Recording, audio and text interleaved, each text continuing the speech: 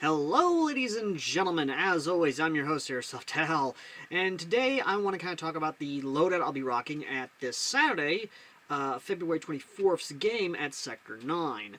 Now, the game itself is going to be a lot of fun. I can already tell there's going to be. I'm in their Discord now, which, yes, that's one of two Discords I'm in. The other one being in US Airsoft Discord.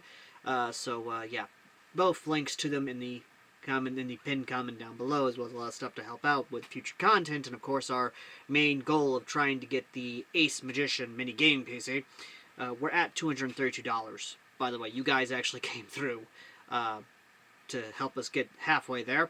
Help us get the other way half the other way. But either way though, this is the loadout I'll be rocking. I'm kind of calling it the light armored loadout. The reason I'm not rocking the boonie hat as originally planned is because,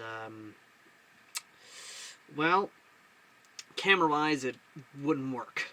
But that, and of course, I'd rather have something protect my noggin in the woods than anything else, because I know for a fact I'm going to get hurt either way in the woods. I know me well enough, I'm going to get hurt. But either way, though. So let's go ahead and kind of go to the main thing, which, of course, is the arms before we get to the kit. And the main one, or the two at least, is that I'm taking 3 guns with me, 3 primary arms, well, one's a loner, but the 2, of course, are for reviews. The first one being, of course, my medium to long-range engagement is going to be a Lancer Tactical. To be exact, the Lancer Tactical Gen 2 SPR. I've got this thing set up with a lovely M-Lock rail from a company known as, well, I can't exactly find the company name. I don't know. This company does not have a name. That's interesting. No company name. But in all seriousness, though, this is actually a really cool M-Lock rail. I actually have used this a lot before. It's definitely nice. Even has a nice little contour on it, so that way you can actually put your finger on there and it's not cutting into you. The aluminum is not as bad, and it has a nice slot for sling in case you want to have a sling strap go through there. But as stated before, this is basically going to be my medium to long-range engagement gun. It has a low FPS. I don't know the exact FPS, but this thing is a pre-owned. It's not been upgraded. But yeah, it's definitely going to be a lot of fun to use. I've got the Evike brand ACOG on here with the missing fiber optic iron sight, which I can just bring up to use for irons if I want, or I can just kind of go like that if I have to. But, like I said, the only other thing I've done to this, which, again, most of it's stock. The only other thing I've done is, of course, done a redneck flat hop, which video on that will be coming in the future, I promise. But this is one of the 2 guns I'm taking out there that I'm going to basically be getting gameplay for the review I'm doing on it. The other gun for review is, well, a boomstick. To be exact, a Jag Arms Scatagun 870 boomstick. I'm basically leaving it with straight iron sights because, honestly, I'm not gonna really... I mean, it's a shotgun. It's not like, oh, hey, yeah, no, I need to have precision sights for it. It's a shotgun. And the cool thing about the kit is that the grenade pouches on this LBV actually is able to hold about 4 to 6 shells. So, yeah, I've got about 8 shells worth of BB slinging to have with this. However, as for how many I can get off before I need to kind of refill the gas, no idea. I got no idea. So yeah, that's really going to be a lot of fun, to say the least. But yeah, this is definitely going to be one of the other guns I'm going to be bringing because, again, it's just... Oh, this is going to be so fun, I'm not going to lie. This is probably going to be the most fun I'm going to have at the field because of this.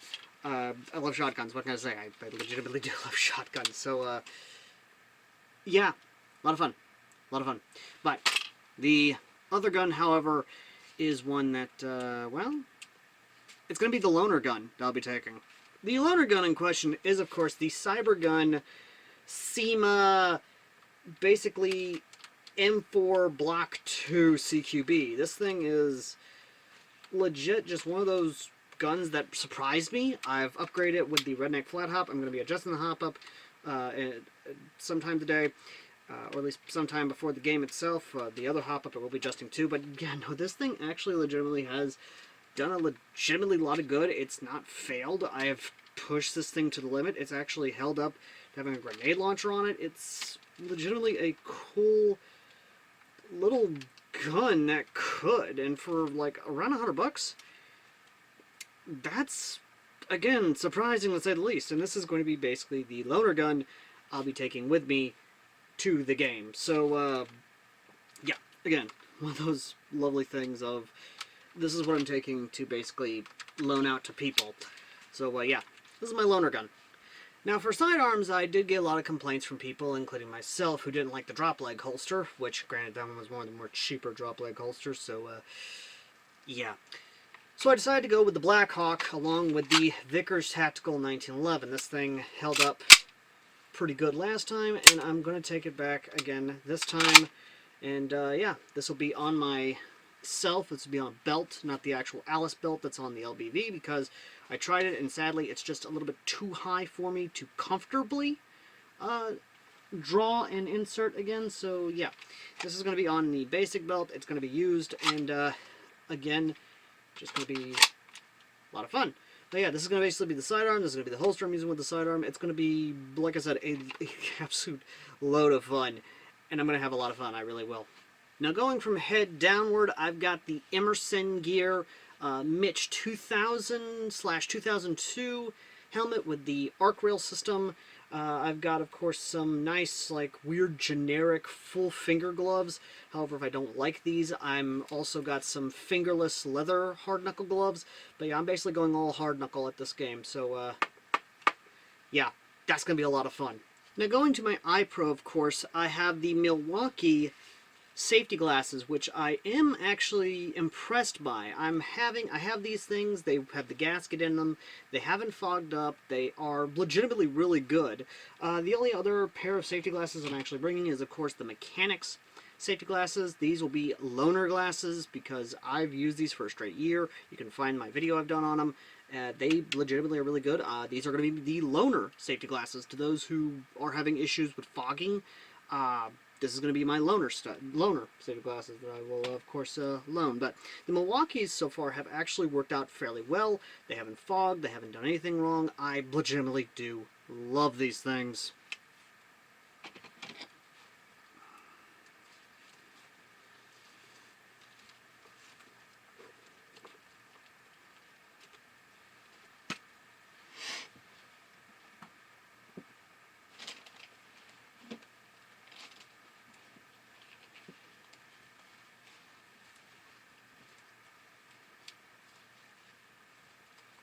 Now, of course, obviously, I've got some surplus LPV right here, or LBV, load-bearing vest, which, of course, is in the lovely Uncle Sam's flannel M88, or M81, basically.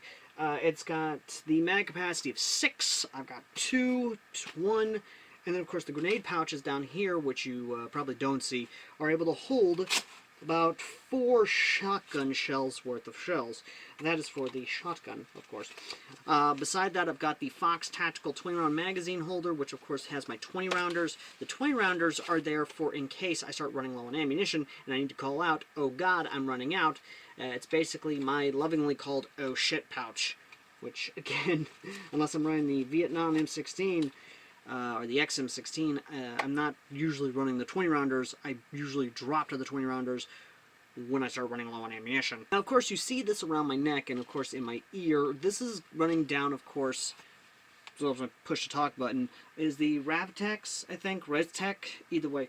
Throat mic, earpiece, push to talk, which, of course, is connected to my Baofeng AR-152 tactical radio.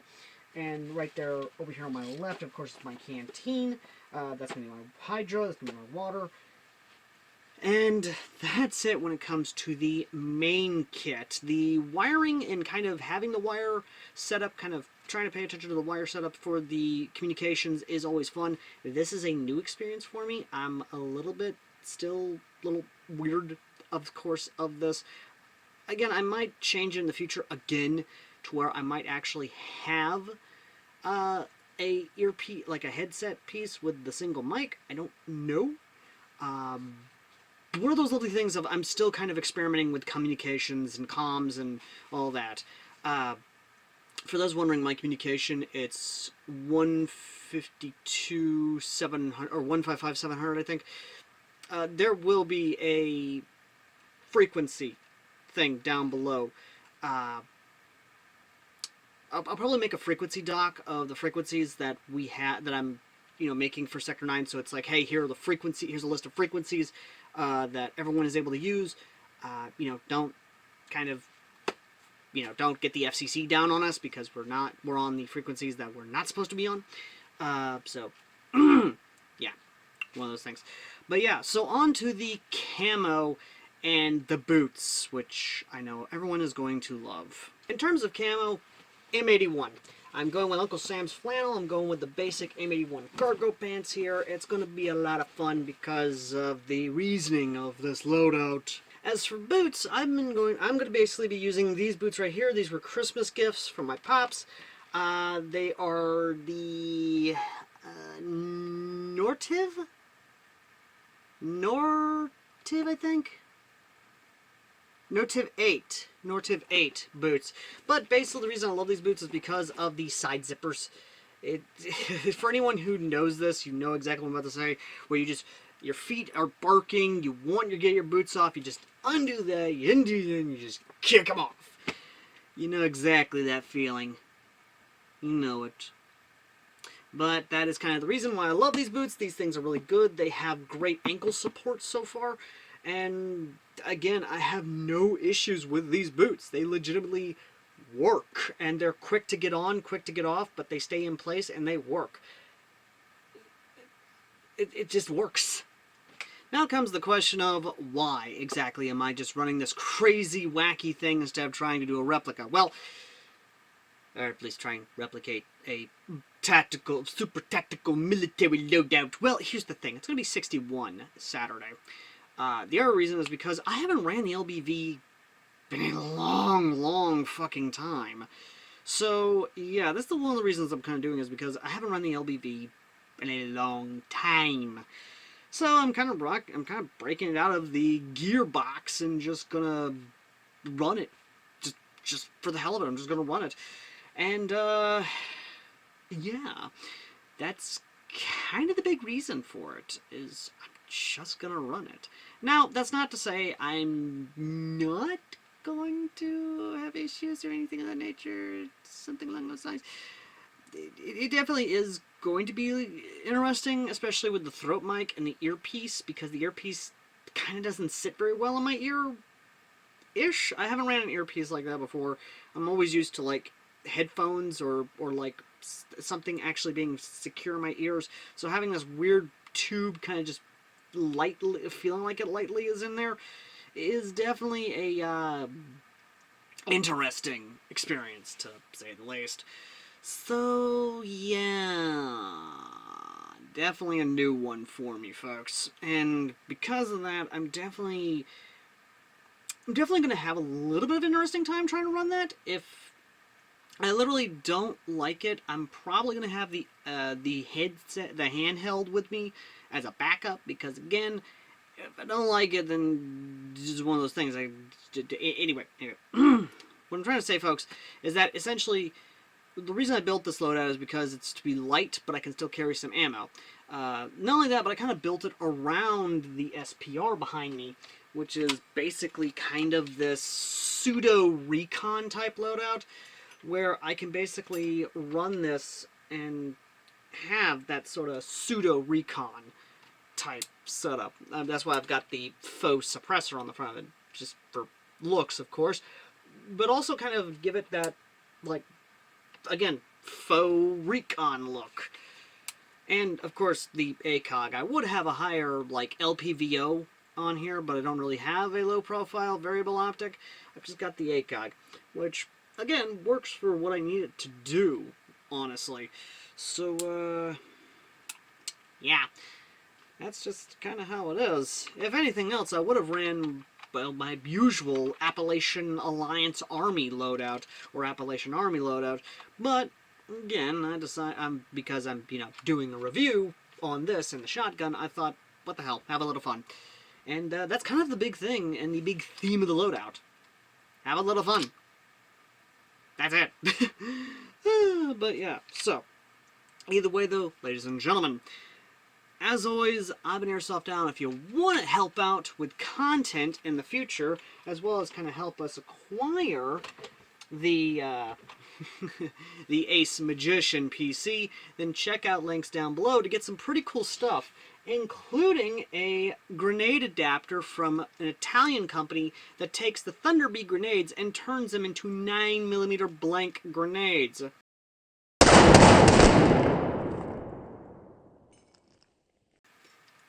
A review is coming on this in the future. We just got to get the 9mm blanks in to be able to do it. Not only that, but we're also getting some other stuff in the future to kind of take a look at, which of course has been helped by you, the viewers, who have donated or even sponsored reviews via, of course, the links down below. Which, again, if you want to help out, do so down below. Or if you want to check out the Discords I'm in, then check those out down below as well. Pin comment down below of the links of I'm in. And, yeah, it's just how it is. But, as always, ladies and gentlemen, I've been AirsoftAL, and nice to see all you lovely, lovely people at Saturday's game at Sector 9. And until then, I shall see all you lovely, lovely people in the next video. Till next time. Later.